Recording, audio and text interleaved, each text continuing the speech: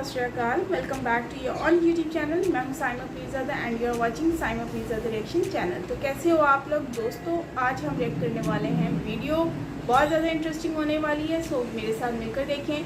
Hindustan special की video है जिसमें जो है वो इंडियन गवर्नमेंट को सराहा जा रहा है और उसके रीज़न क्या है वो आज हम जानेंगे इस वीडियो के थ्रू। तो करते हैं वीडियो को स्टार्ट। वीडियो अच्छी लगे तो लाइक कीजिएगा, शेयर कीजिएगा एंड सब्सक्राइब नहीं किया तो सब्सक्राइब भी कर लीजिएगा। सो करते हैं वीडियो को start. So let's start. As a leader मुझे जो मोदी जी इस वक्त नजर आ रहे हैं, या मतलब पिछले 5-7 सालों में उन्होंने जो चेंज लेके आए हैं वो हिंदुस्तान को वर्ल्ड स्टेज के ऊपर वो मतलब ताकत तो रखते हैं उसको कंटिन्यू रखने की, मतलब एज ए प्राइम मिनिस्टर और एज ए लीडर। ये हमारा टाइमिंग, हमारा रिएक्शन टाइम्स, रिस्पॉन्स टाइम्स, ये सब चीजें वो टेस्ट किया इन्होंने और सक्सेसफुली टेस्ट किया। योगी जी और मोदी जी, यकीनन मोदी जी एक मतलब पूरे एक लार्ज स्केल पे हम उनको देखते हैं, वर्ल्ड लीडर के तौर पे नजर आ रहे हैं। वो कोई ड्रोन आएगा तो मैं एयरफोर्स से कहूंगा उसको मार गिराए। मेरे दौर हुकूमत में मैं देखूंगा कौन ड्रोन फेंकता है। मिसाइल आया तो वो चुप, अभी तक कोई उन्होंने कुछ स्टेटमेंट जारी नहीं।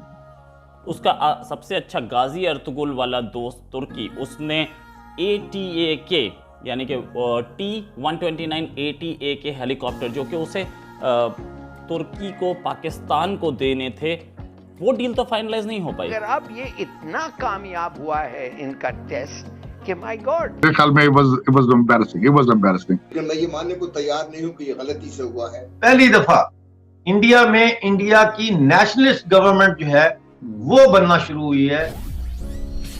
नमस्ते दोस्तों, जय हिंद। हिंदुस्तान स्पेशल में आपका स्वागत है दोस्तों। जैसा कि दोस्तों आपने क्लिप में देखा, पाकिस्तानी मीडिया ये बता रहा है कि मोदी साहब जो भारत में एक एग्रेसिव सोच लेकर आए हैं उसका कोई जवाब नहीं, उसकी मिसाल पहले कभी नहीं मिलती। मोदी और योगी का कॉम्बिनेशन भारत में धमाल मचा रहा है। दूसरी तरफ तुर्की ने भी पाकिस्तान को उसकी औकात बताना शुरू कर दिया है। तुर्की ने पाकिस्तान को T-129 ATAK हेलीकॉप्टर देने से साफ इनकार कर दिया है, जबकि उसने फिलीपींस को इन हेलीकॉप्टर्स की पहली खेप पहुंचा दी है।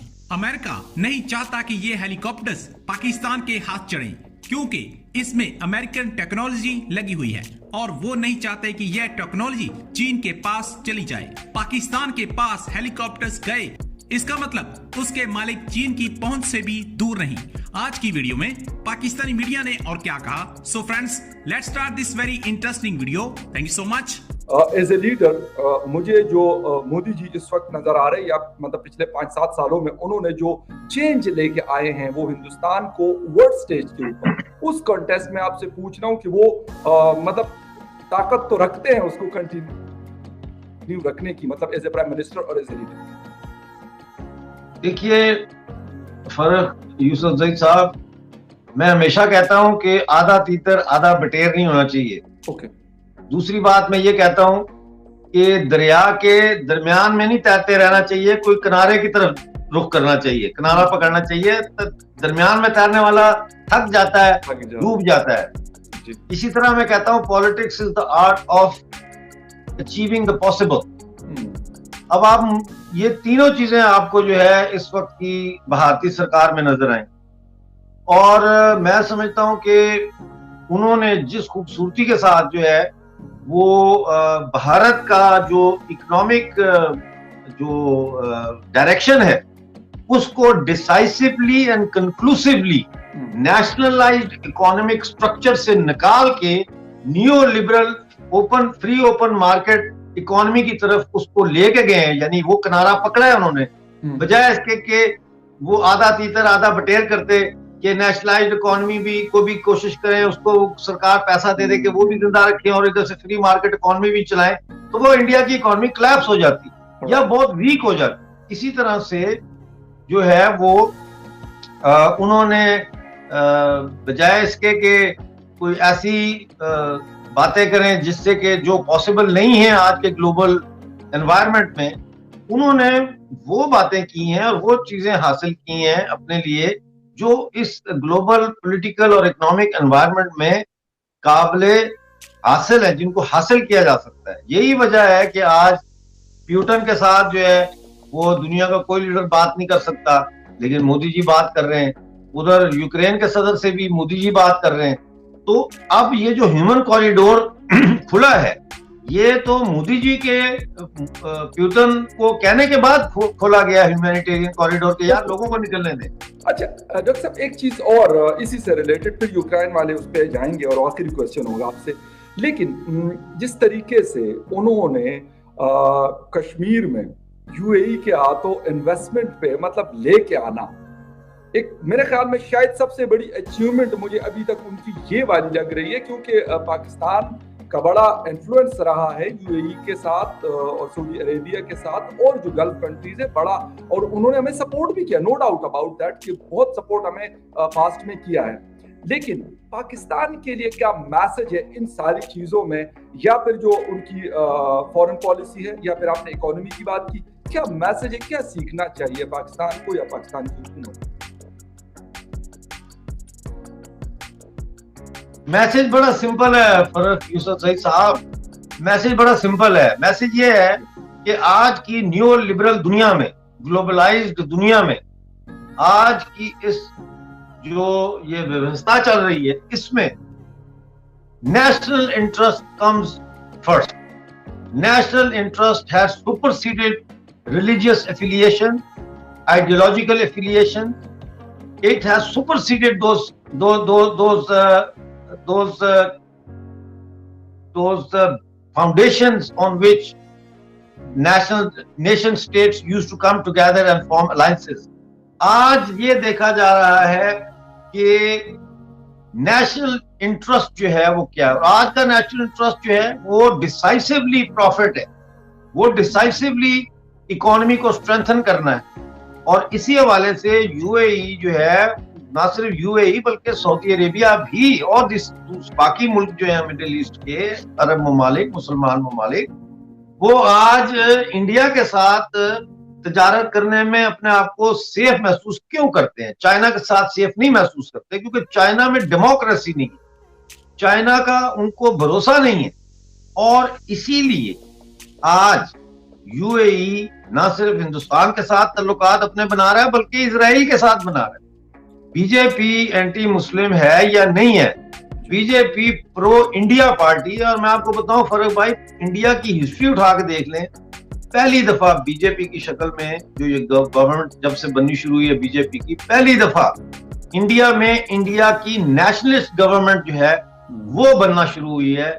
एक ऐसी हुकूमत जो वाकई में भारत का इंडिया फर्स्ट के जो है नारे पर खड़ी है और कर रही है। इंडिया में जितनी डेवलपमेंट हो रही है, यूक्रेन में के मसले पे जिस तरह से बुर्दबारी से ये चल रहे हैं, चाइना के साथ जब लड़ाई शुरू होने लगी थी उस वक्त जितनी होशियारी और समझदारी के साथ उसको टैकल किया, कश्मीर का मसले को जितनी खुशउस्लूबी से इंडिया के यूनियन टेरिटरी जम्मू कश्मीर और लद्दाख में उसको सॉर्ट आउट कर रहे हैं और किया है। पाकिस्तान की एक और बेइज्जती हुई। बेइज्जती क्या हुई? मतलब पाकिस्तान को अपनी औकात दिखी कि इंटरनेशनल अरीना पे वो कितना अकेला पड़ा है।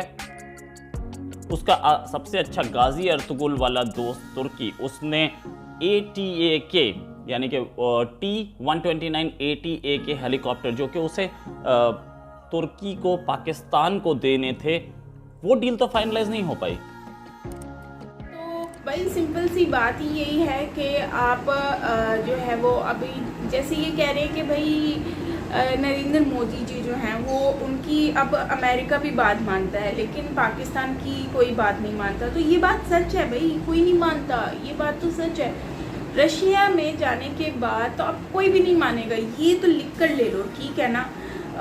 और जो मोदी जी की सोच है वाकई में वो बिल्कुल डिफरेंट है, जिसकी वजह से आज उनकी कंट्री इतनी डेवलपमेंट कर रही है, वो इतना कामयाब हो रहे हैं। तो उसका एक रीज़न है भाई, ऐसे तो नहीं ना वो आगे चले गए। उन्होंने बहुत कुछ किया है अपनी कंट्री को, और बल्कि उन्होंने इंटरनेशनल लेवल पर उन्होंने अपने रिलेशन को बेहतर बनाया है दूसरी कंट्रीज़ के साथ। हालांकि वो यूक्रेन का साथ नहीं दे रहे, रशिया के साथ है, लेकिन फिर भी उनको अमेरिका जो है, यूरोप जो है वो इंडिया का साथ देने को तैयार है। जी इन्होंने कहा कि हम इंडिया में जो है वो मिसाइल का जो मामलात हैं वो उसको इन्वेस्टिगेट करवाना चाहते हैं। भाई वो अमेरिका ने कहा है कि भाई हम तो इंडिया के साथ हैं, ये तो मिसफायर हो जाता है, इसमें कौन सी बड़ी बात है, हाँ मिसफायर हो गया तो अब इसमें हम इंडिया के साथ हैं, भाई इसमें इंडिया की गलती नहीं है। तो इंडिया तो मान रहे हैं ना, मतलब इंडिया के साथ है, इंडिया की वो गलती मानते ही नहीं है। वो कहते हैं कि ठीक है, हालांकि अगर चाहता तो वो रशिया का नाम लेकर तो इंडिया के ऊपर भी कर सकता था, लेकिन क्योंकि वो पाकिस्तान से हटे हुए हैं, उनका ख़राब हो चुका है दिल। तो जाहिर सी बात है हाँ हमारे पाकिस्तान वालों ने जो हरकतें की हैं, मतलब कि ऐसी ऐसी चीज़ें कर चुके हैं कि जिसकी वजह से गवर्नमेंट से ना अभी यूरोपियन कंट्री जो है ना वो भी उनसे नाराज़ हुई है। अब वो उनसे कांटेक्ट में नहीं रहना चाहती है, जो सिंपल सी बात है भाई, वो लोग इनसे कांटेक्ट में नहीं रहना चाहते। अगर कांटेक्ट में रहना चाहते हैं तो वो इनसे बात भी करते हैं, उनकी बात भी मानते। और दूसरी बात यह है कि अगर हम इनकी बात करें कि भाई इन्होंने ये सब कुछ किया है और मिसाइल जो है वो जानबूझ के फेंक रहा है, तो ऐसी भी कोई बात नहीं है। हो सकता है कि मिसाइल फेंक दिया है या फिर वो चेक कर रहे हों, हमारी सिक्योरिटी लेवल को भी चेक कर सकते हैं, मतलब इसमें बहुत सारी कहानियाँ हो सकती है।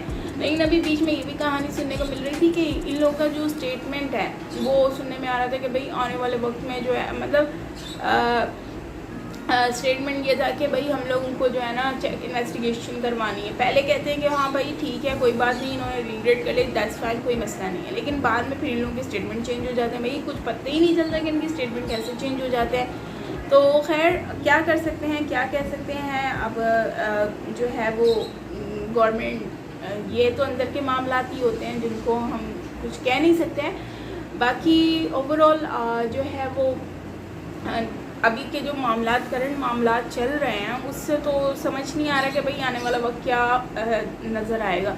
तो खैर आप लोगों का क्या ओपिनियन है इसके बारे में, आप लोग मुझसे ज़रूर शेयर करना है कमेंट सेक्शन में। और तिजारत की अगर बात की जाए बिज़नेस की, तो इंडिया के साथ जो बिज़नेस करना चाहते हैं भाई वो हर कोई करना चाहता है। दूसरी कंट्रीज़ इंडिया के साथ मतलब करना चाहती है।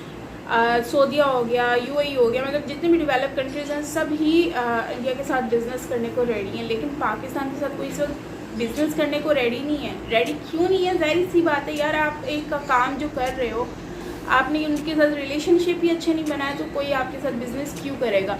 इजराइल के साथ यूएई बिज़नेस करने को तैयार है, सऊदीया करने को तैयार है, लेकिन पाकिस्तान के साथ करने को तैयार नहीं है। भाई या हर कंट्री के साथ ये लोग बिज़नेस कर रहे हैं, लेकिन पाकिस्तान के साथ बिज़नेस करने को क्यों रेडी नहीं है ये लोग, ये तो आप भी जानते हो। तो ये रिलेशन अच्छे बनाने पड़ते हैं भाई, इंटरनेशनल लेवल पर आपको रिलेशन अच्छे बनाने हैं। नॉर्मली अगर आप रिलेशन अच्छे बनाओगे तभी आपको आने वाला वक्त जो है वो फ़ायदा देगा। तो खैर आपका क्या कहना है इसके बारे में ज़रूर शेयर कीजिएगा मुझसे कमेंट सेक्शन में। बाकी अच्छा लगेगा। मिलते हैं नेक्स्ट वीडियो के साथ और मेरा ब्लॉग देखना मत भूलिएगा। सो मिलते हैं नेक्स्ट वीडियो के साथ। Take care, bye bye.